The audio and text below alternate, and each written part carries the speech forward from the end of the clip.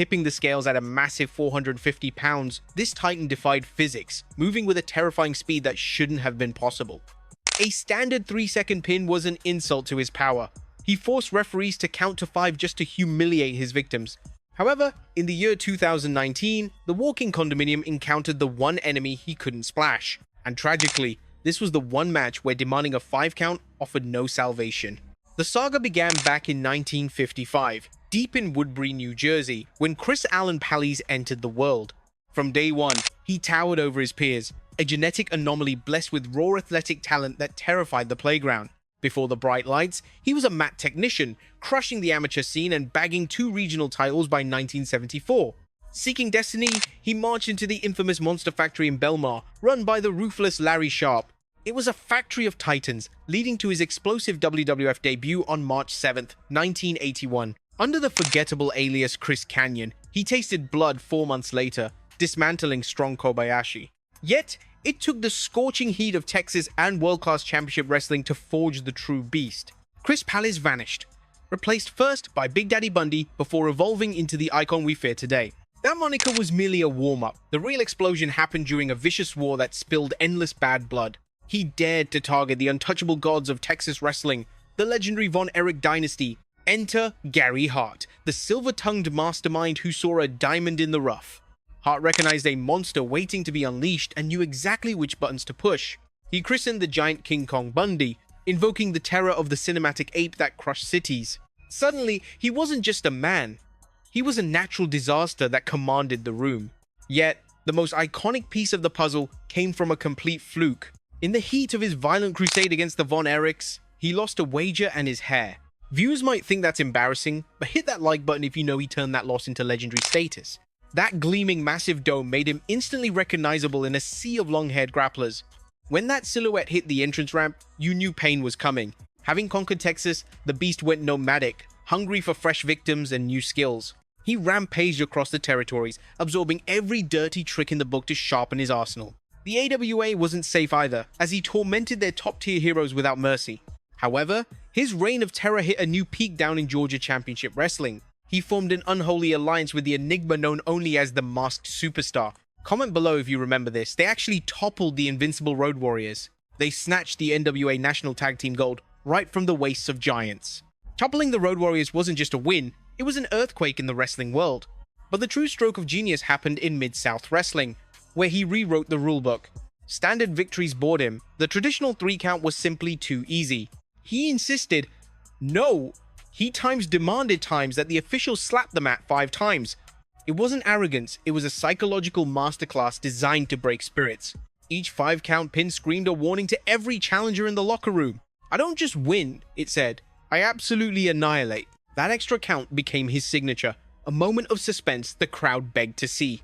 It was the inevitable climax of every violent encounter. So when he kicked down the WWF doors on March 16th, 1985, the atmosphere changed. The hype machine was in overdrive, warning the universe that a force of nature was inbound. They promised a monster, and when the curtain finally parted, the audience on Championship Wrestling froze in sheer terror. Inside the ropes stood Mario Mancini, likely praying for a sudden illness to save him from the slaughter. What followed wasn't an athletic contest, it was a televised execution that the crowd was absolutely losing their minds with anticipation.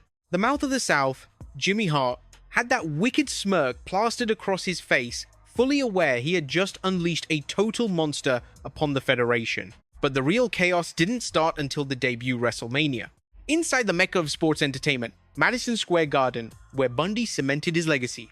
He was staring down Special Delivery Jones, a grit-filled veteran who had seen it all. But let's be real, Jones had zero clue what kind of freight train was coming. The bell hit, and honestly, before you could even grab a snack from the concession stand, it was a wrap. 9 seconds flat. Bundy smashed Jones into the turnbuckle with that trademark avalanche move, then flattened him with a massive splash right in the center of the canvas. The official couldn't slap the mat fast enough, even with Bundy screaming for his signature 5 count. We have seen quick bouts in this business before, but this hit different. This was a warning shot that reverberated across the entire industry. King Kong Bundy wasn't just a big man, he was an absolute force of nature. Throughout the summer of 1985, he left a path of destruction everywhere he went. But the plot thickened in September when Jimmy Hart pulled a power move that shocked everyone. He sold Bundy's contract to the sharpest mind in the game, Bobby the Brain Heenan. And Heenan knew exactly how to weaponize his new beast. He pointed Bundy straight at the ultimate prize, the legendary Andre the Giant. Now, going after Andre wasn't just bold, it was practically suicide. The 7'4" Titan hadn't lost a match in 15 years. But Bundy didn't play fair. He blindsided the legend mid-match and did the unimaginable. He cornered the Giant and kept crushing him with splash after devastating splash until he literally fractured Andre's chest bone. Statement was loud and frightening. King Kong Bundy didn't fear giants. He broke them in half. This wasn't just a storyline. This was the moment Bundy proved he could dismantle any icon regardless of their status. That brutal assault on Andre was just the opening act. It ignited one of the most heated rivalries of 1985. Fans were dying to see the payback. The drama spiked on Saturday night's main event, which was huge considering wrestling hardly ever got prime TV slots back then. On October 3rd, 1985, the world tuned in for a war. Hit that like button if you love classic tag team action. In one corner, you had the Twin Towers of Terror, Bundy and Big John Studd. Across the ring, a wounded Andre stood alongside the powerhouse Tony Atlas. The energy inside that building was crackling with intensity. You could cut the tension with a knife. But that was just the appetizer. The Federation cranked the stakes to 11 for the rematch when Andre called in the ultimate backup, the WWF champion himself, Hulk Hogan. Just picture this scene. Andre and Hogan, the two biggest heroes on the planet, standing side by side, staring down Bundy and Studd, two massive nightmares waiting to attack. Comment below who you would pick in that fight. These battles showed a terrifying new layer to Bundy's game. He was a wrecking ball in singles competition, sure, but now he proved he could dominate the tag division too. He wasn't just a mindless brute, he was a tactical monster who could coordinate with a partner to take out the biggest names in the business. All that bad blood boiled over on September 23rd, 1985, back where legends are made, Madison Square Garden. They dubbed it the Colossal Jostle, and let me tell you, the name wasn't just marketing fluff. Imagine this scene. Andre the Giant, a 7'4" Titan weighing nearly 500 pounds, finally getting his mitts on Bundy mano a mano. Madison Square Garden was bursting at the seams. Now, Bundy didn't take the W that night, but the fallout was massive. He proved he wasn't just filler, he belonged in that squared circle right alongside the legendary Andre. You have to understand, barely anyone could look Andre in the eye, let alone give him a run for his money. But Bundy? He didn't back down. He pushed the Giant to his absolute limit, making him sweat like never before. From that night on, the just another big guy label was dead. Bundy had cemented his status among the elite monsters of the mat, and after showing he could tangle with Andre, King Kong Bundy set his sights on the ultimate trophy, the World Wrestling Federation Championship strapped around Hulk Hogan's waist. But he didn't send a polite letter asking for a title shot. No, he delivered a message that rattled the entire industry on Saturday night's main event. Alongside his gargantuan partner, the magnificent Muraco, Bundy executed an ambush on Hogan that left the audience paralyzed with shock. This wasn't a standard wrestling scuffle. They slammed Hogan with such force that his ribs actually snapped. For weeks after, every time the Hulkster tried to inhale, agony washed over his face. And folks, this wasn't just for the cameras, this was raw. Those bruises were legitimate, and the danger felt palpable. This vicious assault laid the groundwork for a monumental showdown, the main event of WrestleMania 2 on April 7, 1986. But a standard ring wasn't enough to contain this animosity. No way. They were destined to be locked inside a merciless steel cage. The anticipation was suffocating. Every time Bundy grabbed the mic on TV, he bragged about crushing Hogan's ribs, promising to finish the demolition job once that cage door slammed shut. Meanwhile, Hogan sold the injury perfectly, making fans genuinely fear that their golden boy wouldn't survive being trapped with such a beast. Viewers, comment below if you'd step into the ring with him. When WrestleMania 2 finally rolled around, the energy was radioactive. Just picture it, that massive blue steel structure descending to imprison the ring. Bundy's hulking frame dominating one corner, and Hogan clutching his side, pacing nervously in the other. What ensued was a battle that is still whispered about in wrestling lore. Bundy weaponized the cage, grinding Hogan into the mesh, crushing him in the turnbuckles, and coming terrifyingly close to snatching the title multiple times. The crowd was frenzied, hearts in their throats with every near fall. Was this the night Hulkamania crumbled? But just as disaster loomed, Hogan tapped into that supernatural adrenaline. Fighting through the searing pain in his shattered ribs, he unleashed the atomic leg drop, the doom of so many villains before him. Bundy might have lost the match, but he won the war for relevance. He achieved something equally vital. He helped elevate WrestleMania into the biggest spectacle on the planet. It was more than a bout. It was a war of giants that cemented WrestleMania as the Super Bowl of sports entertainment. But Bundy wasn't done shaking up the status quo. He reunited with his old ally Big John Studd, and together they stumbled into one of the most bizarre and captivating storylines ever. The mystery of the machines. This is where it gets wild. Suddenly, these gigantic wrestlers began appearing in masks, calling themselves the Machines. Hit like if you know who was hiding under those hoods. The leader? A massive enigma called Giant Machine, radiating an aura that screamed deja vu. Bobby the Brain Heenan wasn't buying the disguise for a second. His mind racing with conspiracy theories. He was ready to bet his life that the man behind the mask was none other than the Eighth Wonder, Andre the Giant. Andre was supposedly banned, but Heenan swore this was a calculated scheme to infiltrate the Federation. Suddenly, Bundy and Studd weren't just wrestlers. They turned into obsessively paranoid investigators. Every single week became a desperate hunt for the truth, looking for that one slip-up to reveal the Giant's face. They went to extreme lengths analyzing footprint sizes, scrutinizing body language, anything to catch him in a lie. It escalated beyond sport into a full-blown obsession, with them clawing at his mask mid-match to expose the fraud. This wasn't just grappling, it was a high-stakes thriller playing out on live television. Arenas were bursting at the seams, fans screaming for these chaotic six-man wars. Studd and Heenan threw everything they had at the Machines, desperate to crack the code. It was pure chaos, part comedy, part intense drama, with Heenan screaming accusations at every turn. While the Brain ranted about conspiracies, Bundy and Studd were physically trying to tear the mystery apart. Viewers, if you think you could have cracked the case faster than Heenan, drop a comment below. But Bundy had bigger fish to fry. He and Studd locked onto the gold, the tag team champions. The British Bulldogs, Davey Boy Smith, and the Dynamite Kid were about to face a mountainous problem. This rivalry peeled back the layers of Bundy's character, exposing a terrifying versatility. The Bulldogs were fast, explosive, and tough as nails, contrasting sharply with Bundy's sheer mass. Critics doubted a behemoth like Bundy could handle that lightning speed without getting dizzy. He silenced them all. He didn't just stand there, he evolved, matching their tempo with frightening agility. They might not have snatched the belts, but the statement was made loud and clear. Bundy proved he wasn't a lumbering ox. He was a dynamic performer capable of masterful chemistry. Hit that like button if you want to see more giants taking on high flyers in today's matches. Then came WrestleMania 3, where King Kong Bundy stepped into the twilight zone of sports entertainment. Forget the Titans, he found himself in a bizarre spectacle that had the whole world talking. A mixed six-person tag match that defied all logic, involving midget wrestlers in the spotlight. Bundy allied with Little Tokyo and Lord Littlebrook, facing an eclectic squad led by Hillbilly Jim. But the comedy stopped when Bundy's patience snapped. He decided to play the ultimate villain. The arena went dead silent as he snatched up Little Beaver, a helpless target in his massive grip. With zero remorse, he slammed the smaller man down, executing a punishment that looked criminal. Then, the elbow dropper move that could crush concrete crashed down on a man a fraction of his size. Even his own team was horrified. This wasn't a match anymore, it was a public execution of character. It was a brutal masterclass in generating heat, making sure every fan in the building despised him. 1987 had more twists waiting. Bundy stormed the King of the Ring tournament. He was on a mission to prove his gas tank was as deep as his power was vast. Wrestling multiple times a night is a nightmare for a giant, but Bundy didn't flinch. He bulldozed his way to the finals, silencing anyone who whispered about his stamina.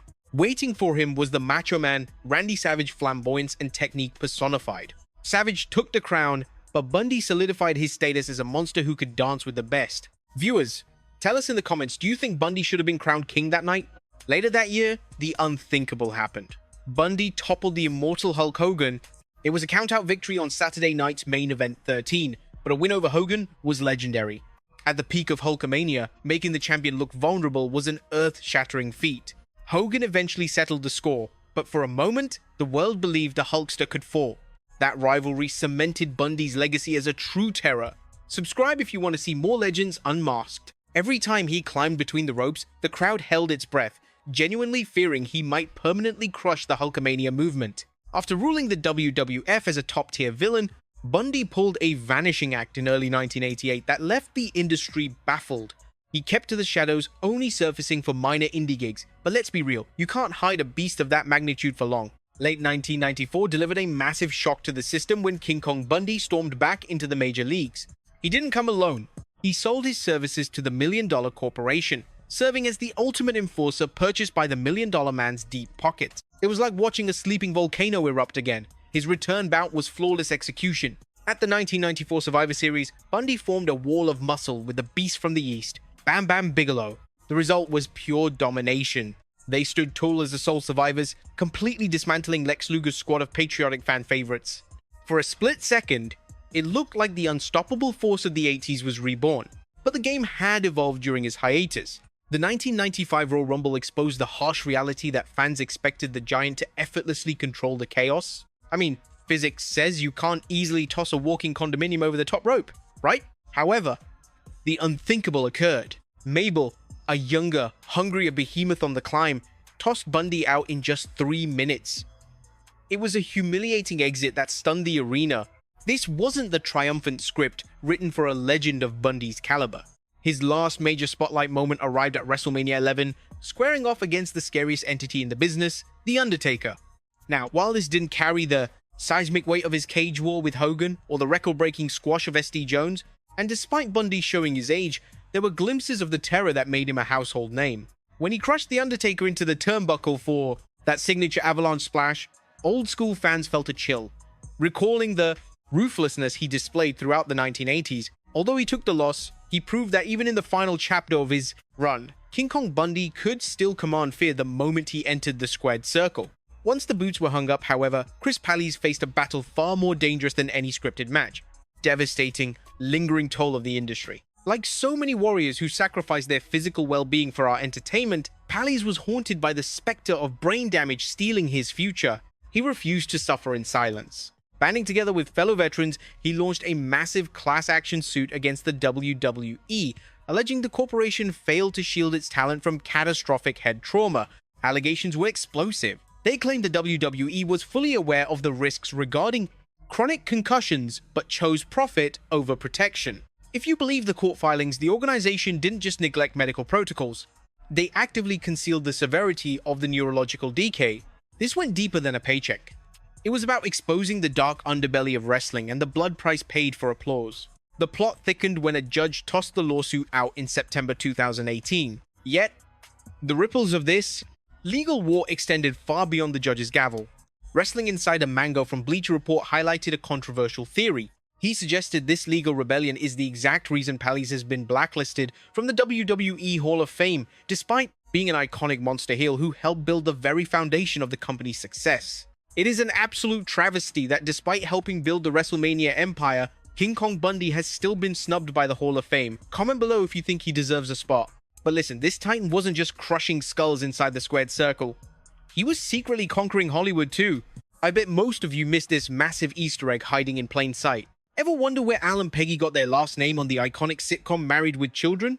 The writers were actually die-hard wrestling fanatics and named the entire clan specifically after the walking condominium himself. It went full circle when the big man actually crashed the set for a few legendary guest appearances. The live audience absolutely lost their mind seeing the Beast share the screen with Al. But Bundy was hungry for more than just sitcom laughs. He wanted the silver screen. He even shared the frame with the comedy god Richard Pryor in the film Moving. Imagine a 400-pound giant trying to delicately handle your furniture. It was pure comedy gold. It totally flipped the script, letting us see the terrifying brute in a hilarious new way. Then he popped up in the cult classic Weird Science, as you guessed it, a wrestling coach. Talk about born for the role. You couldn't pick a scarier teacher if you tried. But here is the real plot twist. After retiring, he didn't just vanish, he grabbed a microphone at comedy clubs. That is right, the same monster who demanded a count of 5 while destroying bodies inside steel cages was now killing the crowd with jokes instead of splashes. Swapping body slams for punchlines, he proved he was just as sharp as he was strong. Sadly, the laughter stopped on March 4th, 2019, when the world lost a true icon. Chris Pallies, the man behind the monster, took his final breath at his home in Glassboro, New Jersey. At just 63, complications from diabetes cut his legendary life tragically short. It all ended right back where his incredible story started. A quiet goodbye for one of the loudest personalities the business ever produced. Looking back, Bundy wasn't just another big guy, he was a revolutionary force. Before him, giants were mostly slow, lumbering statues who relied solely on being huge. Bundy shattered that mold, moving with the shocking speed and agility of a cruiserweight.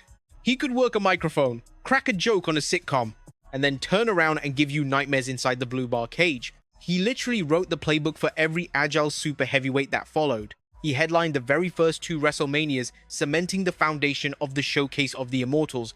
Without his star power, that event might not be the global juggernaut it is right now. From crushing Andre the Giant's sternum to warring with Hulk Hogan in the cage, he even managed to make a mixed tag match at WrestleMania 3 feel dangerous and intense. No matter who stood across from him, big or small, Bundy made magic happen. He raised the stakes. Simply being tall wasn't enough anymore, you needed charisma. So when you see today's giants sprinting the ropes or dropping pipe bombs on the mic, just know that is King Kong Bundy's DNA running through the industry. New fans might just see grainy clips of an old-school brute and not get the hype. But for us, who lived it, we felt the ground shake when the avalanche hit. We screamed along as the ref counted to 5, knowing we were witnessing greatness. The walking condominium has left the building, but the path he paved for big men will never fade away. Rest in power. King, smash that like button if you remember the 5 count.